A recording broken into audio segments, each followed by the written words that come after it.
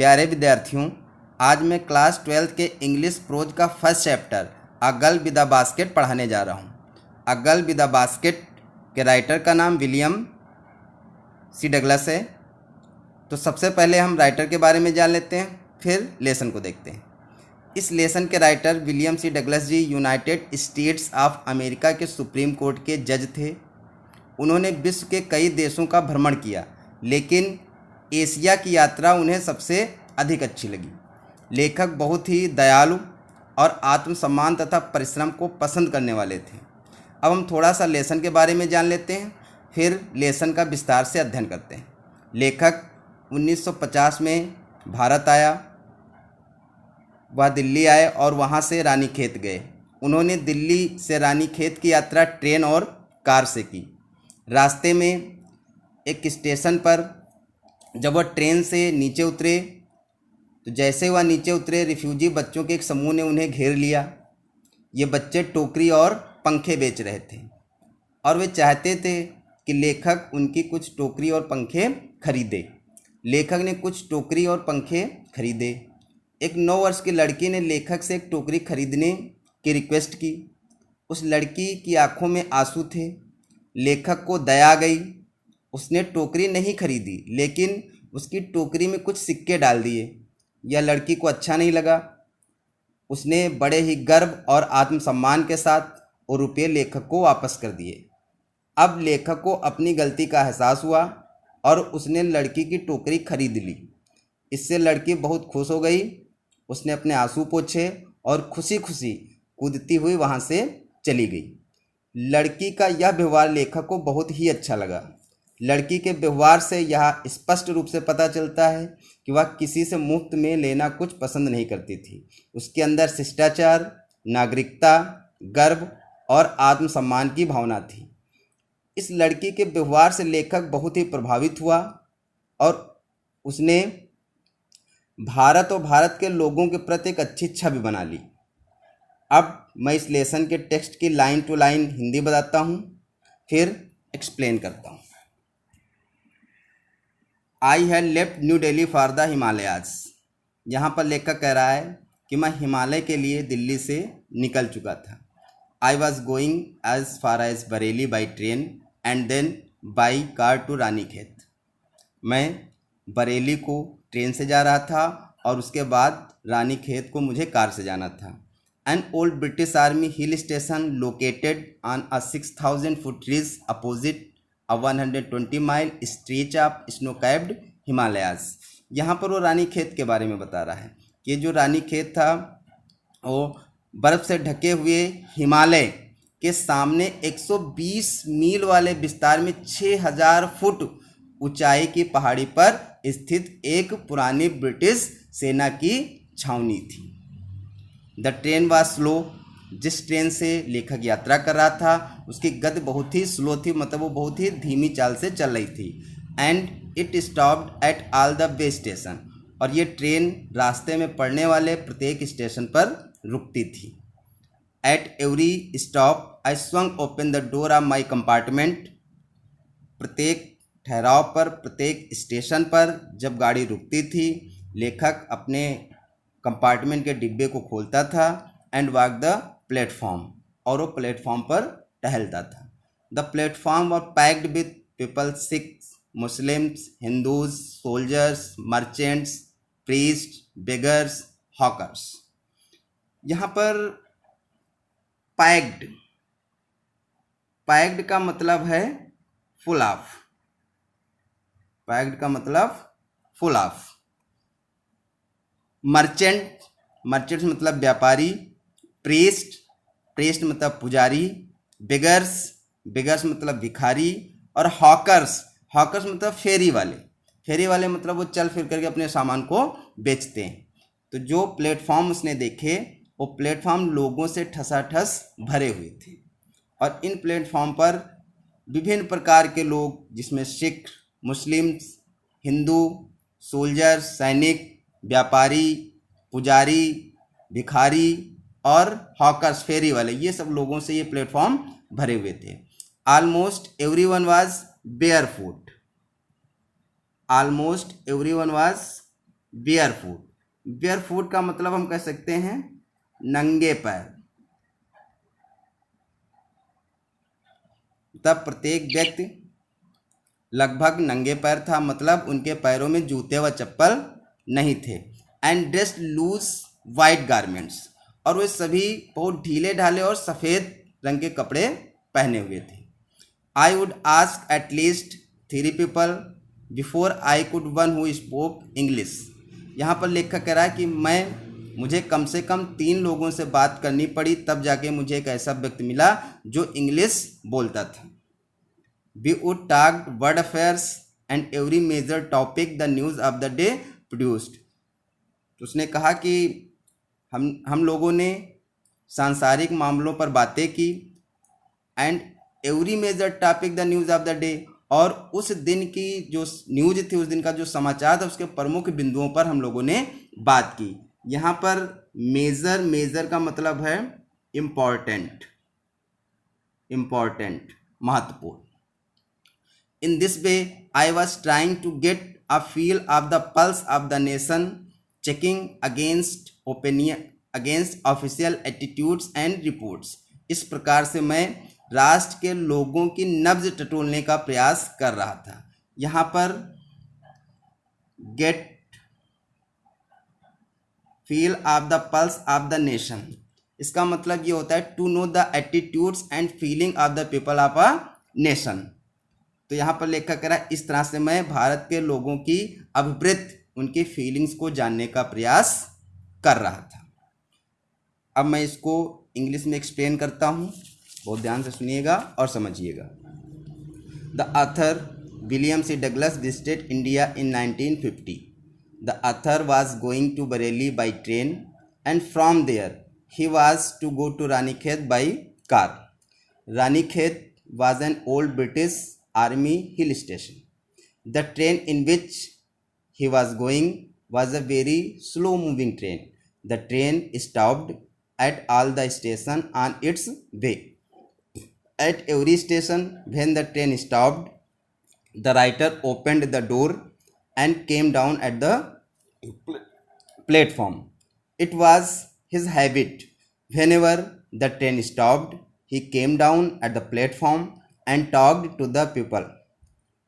On the way, he saw many platforms. He saw one common thing. He saw that the platforms were full of people. These people belonged to different religions like Sikhs, Muslims, Hindus, etc. Many of those people belonged to different professions like soldiers, merchants, priests, porters, and hawkers. He also saw beggars at the platforms.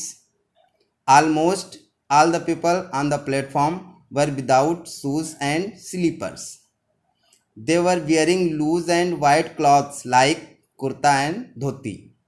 The writer wanted to talk to the people, but he was an American and he was unable to speak and understand Hindi. He talked at least 3 people, then he found one person who spoke English. After finding a person who knew English language, he talked him on the word politics and the latest news of the world. In this way, he was trying to know the real feelings and opinions of the people of India. As a doctor feels the pulse of a patient, the writer talked to the people of India to know the actual condition of India. Next passage देखते हैं। The root ले through one of the richest of India's agricultural areas. यहाँ पर root का मतलब वे मतलब रास्ता। ले थ्रू का मतलब होता है पास, गुजरता था। तब रास्ता भारत के समृद्ध कृषि क्षेत्र से होकर के गुजरता था। यहाँ पर रिचेस्ट का मतलब मोस्ट प्रॉस्परस एरियाज से। This was the plain of the upper Ganga river. या गंगा नदी का ऊपरी मैदान था। 1000 फीट एबव सी लेवल, जो समुद्र स्तर से 1000 फीट ऊपर का था। बट ट्रॉपिकल, लेकिन ट्रॉपिकल था। यहाँ पर ट्रॉपिकल का मतलब उष्ण कटिबंधीय से है, उष्ण कटिबंधीय। ट्रॉपिकल हम ऐसे कह सकते हैं, it is a land between the tropic of cancer and Capricorn. कर्क रेखा और मकर रेखा के बीच के स्थान को हम ट्रॉपिकल बोलते हैं। The Ganga was brown silt, जो गंगा नदी थी उसकी रेत भूरी थी। स्वैलन विथ फ्लूड वाटर्स, और वो बाढ़ के पानी से उफनाई हुई थी। इट्स वर फ्लो इन अनडेटिंग, इन अनडेटिंग का मतलब होता है covering 1000 of acres of rice. मतलब जो गंगा का बाढ़ का पानी था वो हजारों एकड़ चावल के खेत को अपने में समाये हुआ था। मतलब हजारों एकड़ चावल के जो खेत थे वो गंगा नदी के पानी से उफनाए हुए थे। To the north were jungles, उत्तर की तरफ जंगल थे। Great expanses of grass higher than a man's head, मतलब एक्सपेंसेस, यहाँ पर एक्सपेंसेस का मतलब है वाइड एंड ओपन एरियाज, मतलब खुले एवं विस्तृत क्षेत्र। तो उत्तर की तरफ जो जंगल थे उनमें बहुत बड़ी बड़ी घास लगी हुई थी। तो इतनी बड़ी घास थी वो किसी व्यक्ति के सिर से भी ऊंची थी। And unbroken except for an occasional clump of trees, और ये लगातार घास ऐसे ही लगी हुई थी। कहीं कहीं पर क्या थे कि पेड़ों के झुरमुट थे। क्लम मतलब झुरमुट होता है। द होम ऑफ टाइगर्स, ये जो जंगल थे शेर, हाथी, अजगर और कोबरा, इन सब प्राणियों के ये घर थे। Everywhere else there was flat land running to the horizon, मतलब इसके अतिरिक्त सभी जगह, मतलब होराइजन तक, होराइजन कह सकते हैं a place where the land and the sky seem to meet, मतलब जहाँ पर ऐसा प्रतीत होता है, दूर को देखो जहाँ पर ऐसा प्रतीत होता है कि पृथ्वी और आकाश एक दूसरे से मिल रहे हैं, इसको हम बोलते हैं क्षितिज। तो ये ऐसा ही सपाट एरिया पूरी क्षितिज तक, दूर दूर तक बस ऐसा ही एरिया दिखाई देता था। But dotted here and there by the sacred banyan tree और बाय रोजा पाकर ट्रीज, लेकिन जहाँ तहाँ पर डॉट की तरह छिटके हुए थे। कैसे? जहाँ तहाँ पर पवित्र बरगद के वृक्ष और पाकड़ ट्रीज, पाकड़ वृक्ष की जो पंक्तियां थी वो दिखाई देती थी। यहाँ पर पाकड़ हम कह सकते हैं पकड़िया। Shaped like elms and having thick twisted trunk, तब जिनका आकार बिल्कुल एल्म के वृक्ष की तरह था, जिनके तने मोटे और क्या थे, हैविंग ट्विस्टेड ट्रंक, ट्विस्टेड मतलब मुड़े हुए थे। Hot and humid air was in from the south west, hot गर्म कह सकते हैं, ह्यूमिड, ह्यूमिड को नर्म कहते हैं। The air full of vapour, तो गर्म और नर्म हवा दक्षिण पश्चिम की तरफ से बह रही थी। Monkeys, some of them mothers with babies clinging to them and riding underneath, मतलब बंदर, उनमें से बहुत से माता, मतलब फीमेल बंदर कह सकते हैं, बंदरिया जिनको कह सकते हैं, अपने बच्चों को अपने से चिपकाए हुए थे और पेड़ की शाखाओं से लटक रहे थे। स्वंग ऑफ मतलब होता है जम्प्ड ऑफ, स्वंग ऑफ इसको हम कह सकते हैं jumped of. Trees at the station looking for food, तो क्या है कि एक स्टेशन पर भोजन की तलाश में पेड़ की शाखाओं से कूद पड़े। The village be passed had walls made of mud mixed with water and cow dung, यहाँ पर लेखक कह रहा है कि जब वह ट्रेन से गुजर रहा था तो उसने बहुत सारे गाँवों को देखा, और जब गाँव को देखा तो उस गाँव के जो घर थे उनकी जो दीवारें थी वो मिट्टी, पानी और गाय के गोबर से मिला करके बनी हुई थी। The peaked roof were thatched bundle of grass tied to bamboo poles stretched across the rafters, यहाँ पर लेखक कह रहा है द पीक्ड रूफ, रूफ तो छत कह सकते हैं, लेकिन ये पीक्ड नुकीली छत, मतलब घरों की छत जो इस आकार में बनी हो, ऐसे इस आकार में जो छत बनी हो उसको हम क्या कहेंगे, पीक्ड रूफ। तो वहाँ जो घरों की छत थी, और बैम्बू पोल्स, बैम्बू मतलब बांस के पोल, मतलब बल्लियां कह सकते हैं। Stage across the rafter, rafter भी बल्ली को कहते हैं। तो बात समझिए, जैसे जो छप्पर वहाँ बने हुए थे तो ये राफ्टर हो गया, और बम्बू पोल्स बांस के जो पोल्स थे ऐसे ऐसे पड़े हुए थे, ऐसे ऐसे पड़े हुए थे, और जो ग्रास थी तो इन पोल्स पर ग्रास ऐसे ऐसे ग्रास बंधी हुई थी। तो हम ऐसे कह सकते हैं कि जो घर की छतें थी वो बांस के डंडों और बल्लियों के ऊपर घासों को बांध करके बनाई गई थी। The pumpkin vines that grew over them were in bloom. That is the pumpkin vines. Pumpkin vines मतलब कद्दू की लताएं कह सकते हैं। कद्दू का जो पौधा होता है उसको, तो उस छप्पर के ऊपर कद्दू की लताएं जो थी वो पड़ी हुई थी, और क्या थी, वर इन ब्लूम। ब्लूम मतलब कह सकते हैं फ्लावरिंग, वो फूलों से ढकी, उसमें फूल निकल आए थे, बहुत से फूल लदे हुए थे। Trailing streaks of yellow were dry balls. Trailing streak मतलब कह सकते हैं कि मेकिंग लाइंस। ट्रेलिंग स्ट्रीक्स मतलब मेकिंग लाइंस। तो जो कद्दू की लताएं थी वो yellow over dry balls, dry मतलब भद्दी जो दीवारें थी, मिट्टी की दीवारें बनी हुई थी, तो उसमें पीले कलर की धारियां बना रही थी। अब मैं इसको इंग्लिश में एक्सप्लेन करता हूँ, ध्यान से समझिएगा। The train was going through the most prosperous agricultural areas of India. It was the area of the north of the Ganga. It was the area of land between the tropics of Cancer and Capricorn. The Ganga was flooded and the water of Ganga was covering thousands of acres of rice field. There were forests to the north. Many types of creatures like tigers, elephants, pythons were found in those forests.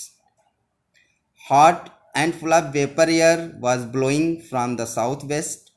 The writer saw many monkeys, among them female monkeys clinging their babies, riding from the branches of the trees. The writer also saw the houses of the villages. The walls of the houses were made of mud mixed with water and cow dung. There were thatch on the walls made of grass tied with bamboo poles. The flowering pumpkin vines were growing on the thatch and making yellow lines over brown walls of the houses. So dear students, जो इसका remain part है, इस chapter का जो remain part है वो मैं अगले वीडियो में लेकर के आऊँगा। इस वीडियो को ध्यान से देखें, इसका स्क्रीनशॉट ले लें और इसको रिवाइज करें।